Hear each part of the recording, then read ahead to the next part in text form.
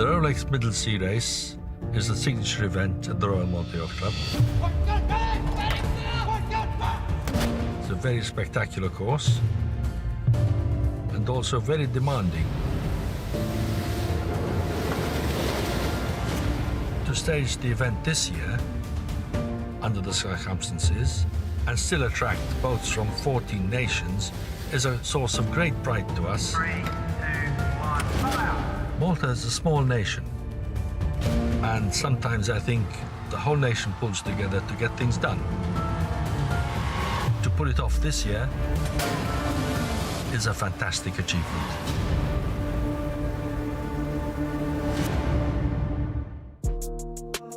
Besieged on more than one occasion, bombed on several others, Valletta, the capital city of Malta, has always stood firm in the face of adversity. A similar resolve underpinned the 41st edition of the Rolex Middle Sea Race, one of the few offshore events to brave the headwinds of the pandemic and negotiate the rules and regulations it has imposed, a tribute to the work of the Royal Malta Yacht Club's race committee. We're very grateful that the organization took the risk and that they organized everything in the manner they did. Everything is perfectly organized and they're taking a lot of things into account, and I feel very safe here. Depleted perhaps, but not defeated. A 50-boat fleet has assembled to take part, with crew bubbles, socially distanced boats and remote skippers briefings, all designed to streamline pre-race preparations. Weather forecast for the start. Moderate breeze. We've been really having some fear that the event would not happen. So it's a very good news for everyone here. It's like a dream come true. Seeking fulfillment of their dream is Martin Jose's crew on Hungarian entry Wild Joe. The former Wild Oats is 18 years old, but the addition of a new canard to go with her retrofitted foil has given her a new lease of life and a real shot at line honours. The performance of Wild Joe is completely transformed. In lighter air, we are now quicker again because of the canard system that we put in this year. The boat is sometimes, I would say, as much as 8 or 9 knots faster than it would have been, but it's a much more ocean-capable yacht. It's much safer to sail, it's much more fun to sail. Effectively, the foil creates lift, and lift is the square of the speed. So the faster you go, the more it lifts the boat out of the water. We're not trying to fly the boat. We are being able to reduce the drag significantly and create rising moment or stability. Cableless sail technology, improving efficiency and reducing compression in the rig, should also boost her speed in typical race conditions. We've done very, very high speeds in this race and we've drifted around for days. It's very testing. And you know that if you've won the Middle Sea Race, you've done exceptionally well and you've got a great boat. Barring Wild Joe's path to line honours are 2 Polish entries, both Volvo Open 70s, E1 and I Love Poland. Not the newest boats in the fleet, but no less formidable. Lurking with intent and both nurturing ambitions for the overall title are Eric de Turckheim's perennial contender Teasing Machine and Freccia Rossa, the former Rolex Duralia-winning TP52 campaigned by Vadim Yakimenko. Light and with a large sail area, it's potentially a weapon in the hands of its highly experienced crew and the low wind conditions now forecast for the race. The preparation is the key. Without the good preparation, you cannot perform. You bring the great guys all together to perform the best as we can. It's like to win or to lose, you know? There is no second one. So our goal, of course, is to win. Freccia Rossa is going to be a very competitive boat, but I don't believe it's going to be only a mano a mano between us two. It's a victory to be here. We're going to leave the COVID situation behind us with the mooring lines and the fenders on the dock. Race time, fun time, and hopefully success time. Few races start in quite the same style and splendour as the Rolex Middle Sea, encircled by the golden limestone bastions of Valletta's Grand Harbour. 50 boats representing 14 nations have made it to the start line. Awaiting them, a spectacular 7-class starting sequence combining colour, clamour and cannon fire. The 11 boats in Class 6 are first away, taking to the pin end to slip beyond the wind shadows and out into a steady and moderate northwesterly breeze. The 7 boats in Class 5 quickly follow. In Class 4, all eyes are drawn to the battle between 2 Maltese entries, Sean Borg's Espresso and Elusive 2, co-skippered by Aaron, Christoph and Maya Podesta. The Podestas are defending the overall title they won in 2019 after making 18 previous attempts together as a crew.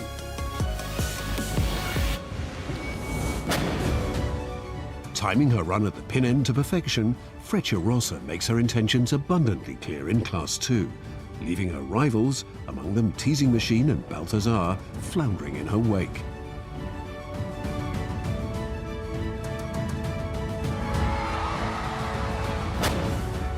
As the breeze falters, it's the 72-foot Dutch entry Aragon, the largest monohull in the fleet, that emerges first from the line honours contenders. Wild Joe, her nearest challenger.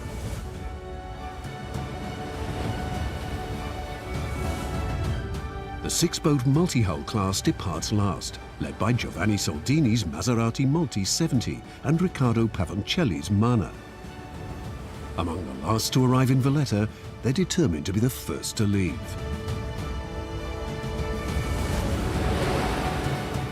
After a spectacular start, and seemingly against all expectations, the 41st Rolex Middle Sea race is underway.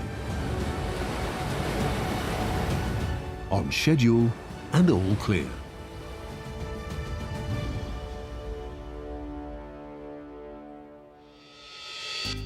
The fleet starts its anti-clockwise lap of Sicily by heading north past Capo Passero into the tidal currents of the Strait of Messina, and north again to the active volcano of Stromboli. Then it's west to the Egadi Islands before dropping south in typically bigger seas to Pantelleria and Lampedusa.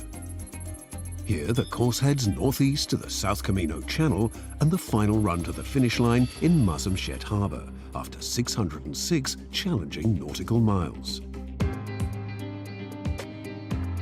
Enjoying some of the best conditions of the race, the leading multi-hulls have been making rapid progress. By the morning of day 2, Stromboli is already astern of them. Multi-hull course record holder Maserati Multi 70 holding a narrow lead over Mod 70 Mana as winds become lighter, as predicted. Skippers Giovanni Soldini and Brian Thompson know each other well. Theirs is a contest that looks set to endure. Participating at his 3rd attempt is Antoine Rabast on Ultima Emotion 2, his first version having capsized off Portugal en route to Malta in 2019.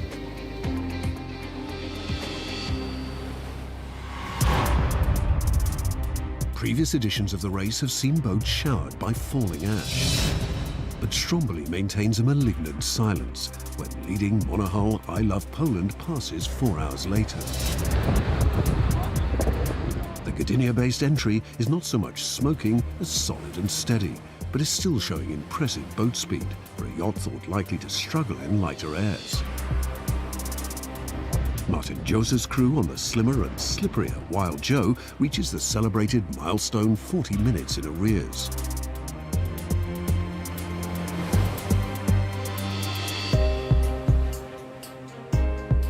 Behind them, Eric de Turckheim's Teasing Machine looks threatening, narrowly ahead in their Class 2 tete-a-tete with Vadim Yakimenko's men on Freccia Rossa.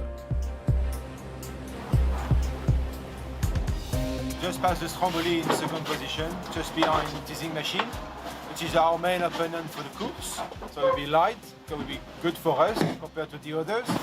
It's not over yet, for sure. Still pushing out.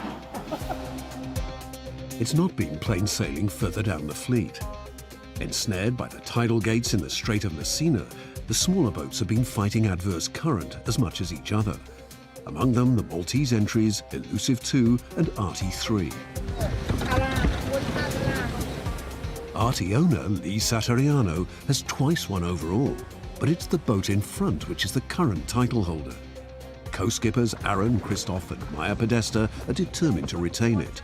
A challenge for all of them, not least Maya, already with her hands full in the build-up to the race.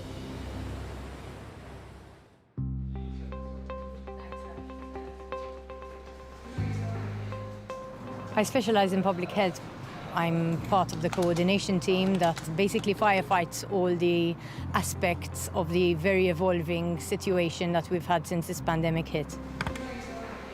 The virus spares no one, and it was never going to spare Malta. We have an aging population, so there's always something to deal with on a day-to-day basis.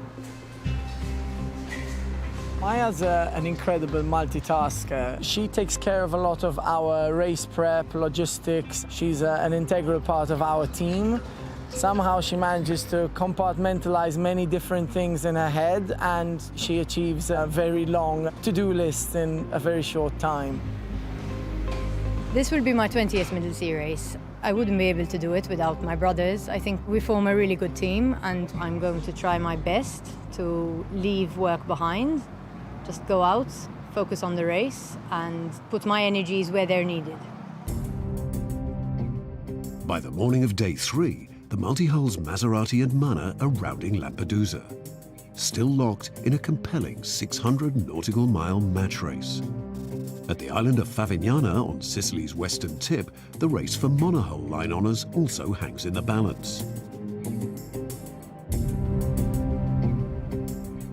Wild Joe is now less than half a nautical mile behind Grzegorz Baranowski's crew on I Love Poland. Now moving into contention are their compatriots on E1, raced by Johannes Schwartz's largely Corinthian crew from Yacht Club Sopot near Gdansk. Struggling to maintain their position at the top of the overall leaderboard are Vadim Yakimenko's men on TP52 Freccia Rossa. Fully crewed and optimized, they too are frustrated by the fickle conditions and the agonizing wait for a more solid breeze. They're now facing a challenge not only from class rivals Teasing Machine, but runaway leaders in IRC3, Tonnerre de Glen. Picking their way across the windless zones in the fading light of a trying day is Balthazar, repeatedly rolling the dice in a game of nautical snakes and ladders.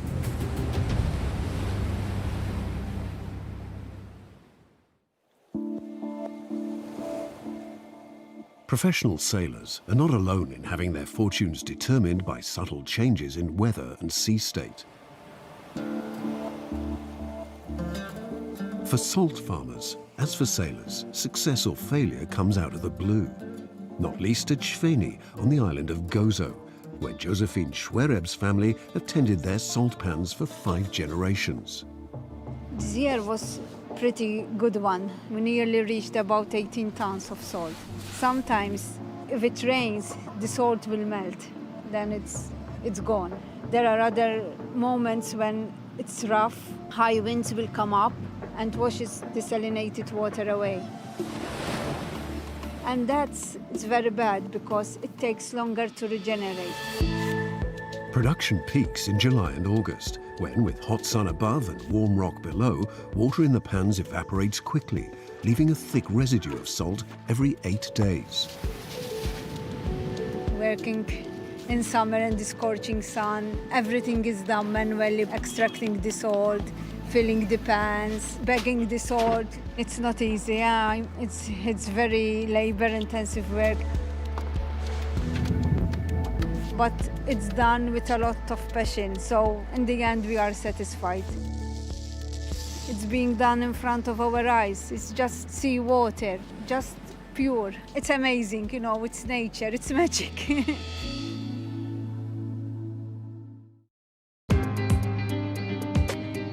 While the monohulls make steady progress towards Pantelleria, the multi-hull duel between Mana and Maserati Multi 70 is reaching its climax. At Camino, it's Giovanni Soldini's team that holds a narrow advantage. At 20:41 local time, after 2 days, 8 hours and 31 minutes of racing, he converts his slender lead into line honours victory. Mana barely 15 minutes behind. I think it was the best middle sea race I ever do, for sure. I think it was really nice to have a great competitor. We are very happy, obviously. We are here to win a race, and it's not always easy to win, but sometimes we arrive. For the monohulls, what has already been a long and exacting race is getting longer. One of several boats mired in a windless zone off Lampedusa, Frecciarossa's challenge for the overall title is gently laid to rest.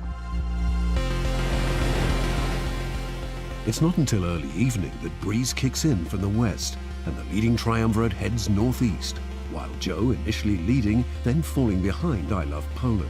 E1 making a challenge from the south. During the approach to the South Camino Channel, Johannes Schwartz and his largely amateur crew on E1 have the temerity to take the lead. In the final few maneuvers, E1 dips towards the coast. Their rivals stay further out, tacking at a higher angle. Better boat speed eventually pays.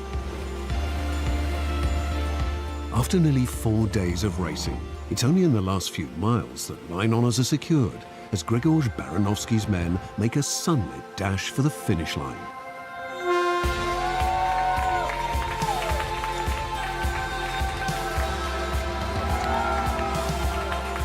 In the closest battle in race history, their local rivals cross just 3 minutes behind. It's the first line honours win for a Polish boat in any of the classic 600 nautical mile events. We didn't expect that really close fight. I mean, more than 600 miles, it was okay, guys, but that's life. You have to fight up to the end, but we are happy.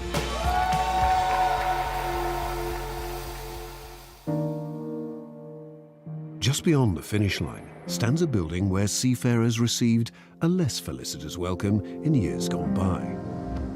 Commissioned by the Grand Masters of the Order of St. John in 1643, the Lazaretto, or quarantine station, served as the gateway to Malta for over 250 years.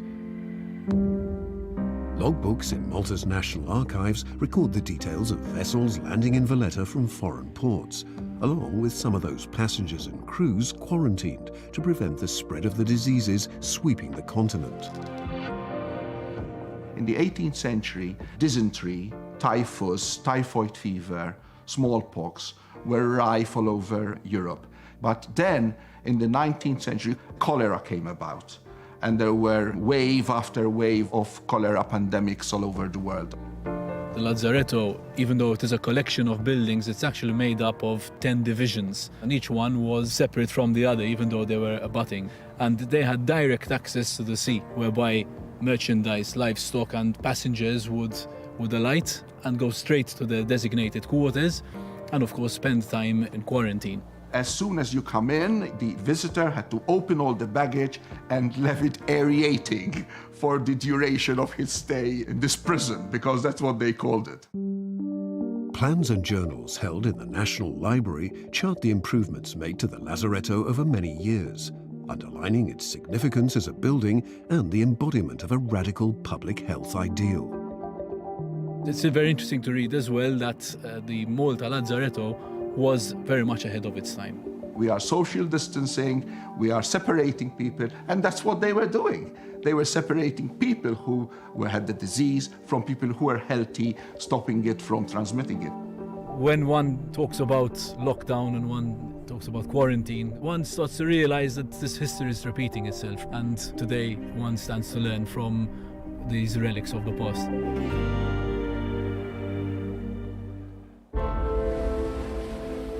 Towards the end of the 5th day of racing, there are still some 30 boats out on the course, several bearing down on Pantelleria and finding better breeze there than for the bigger boats on the racetrack ahead of them. But will conditions conspire sufficiently for any of them to mount an assault on the overall title?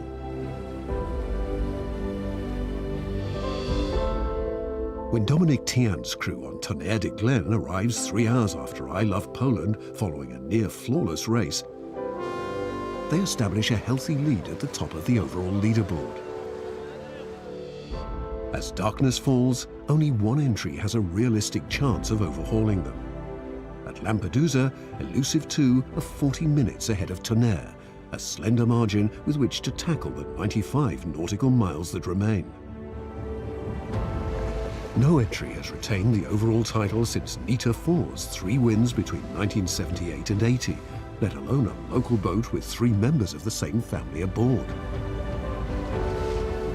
But by 3:50 a.m. of day 6, after 4 days, 16 hours and 20 minutes of racing, that's exactly what the Podestas and their crew look to have done. Not all the boats are back, but they very much are, and with an extended 90-minute lead. It's quite an overwhelming feeling. We've been dreaming of winning this race for many years. Last year was a massive surprise after a number of years of hard work and really building up a strong team. And now there's a chance of it having happened again, and it's almost too much to take in. On the third night, when there was a bit of light wind and downwind, we made a plan and said, guys, tonight we really need to work hard, and we managed to extend fantastic leads. And in fact, from then on, we were racing against the clock. It's been one of the lightest, longest, and at times most frustrating races anyone can remember. But for the smaller entries still out on the course, there are occasional reminders of what they came for, even if it is a long time coming.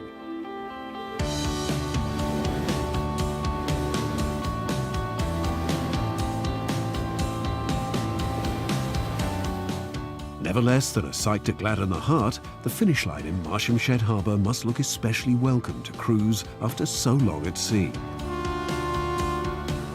Along with the colours and comforts of Valletta and the Royal Malta Yacht Club.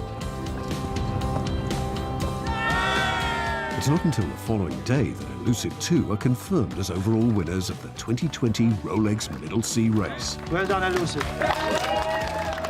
And her tight-knit crew step up to collect their awards, the first Maltese entry home and the first crew to successfully defend their title for over 40 years.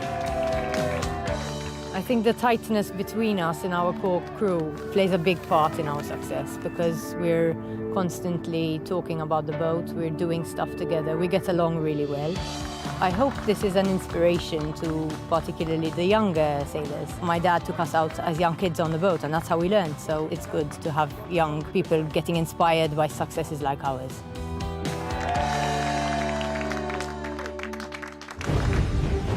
Next time on Spirit of Yachting, we'll be down under for the Rolex Sydney Hobart Yacht Race.